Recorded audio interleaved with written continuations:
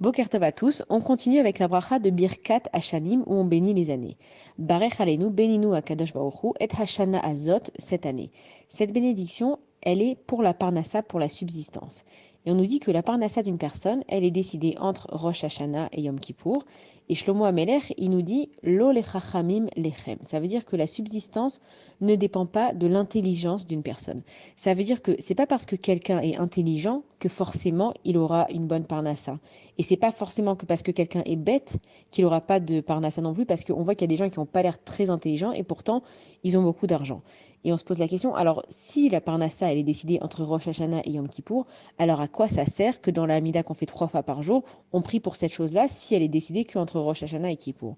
Et on nous explique que toutes les dépenses pour le Shabbat, pour les Yom Tov, pour tout ce qui est les études dans la Torah ou pour toutes les choses qui sont dans le Kodesh, dans la sainteté, elles sont prises en charge par Akadosh Baruch Hu durant toute l'année. Et que celui qui va se donner à fond dans ces 3 domaines-là, alors Hachem, il va lui envoyer plus de parnassa. Ça veut dire que si une personne, elle va utiliser son argent toujours dans le sens de la Kedusha, de la sainteté, alors Hachem, il va faire grandir la parnassa de cette personne.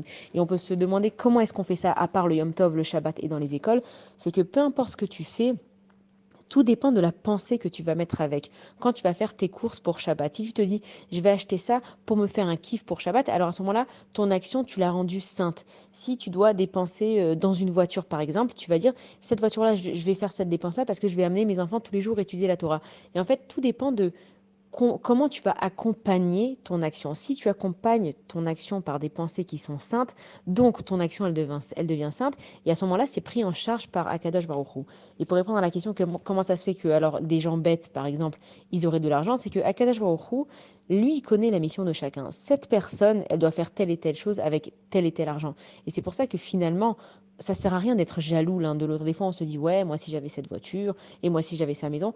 Toi, tu as une mission. Elle a une mission. Si Dieu il lui a donné ça pour elle à ce moment-là, c'est que elle a une mission à faire avec ça. Et que si toi, tu avais eu sa vie à elle, ça servira à rien, tu remplirais pas ta mission et tu devrais revenir pour corriger autre chose. Donc, quand on pense comme ça, on est satisfait de ce qu'on a parce qu'on se dit, si j'en ai besoin, Dieu, il va me l'envoyer. Et si je l'ai pas, c'est que j'en ai pas besoin.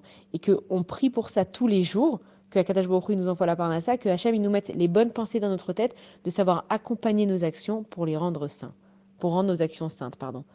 Bonne journée à tous.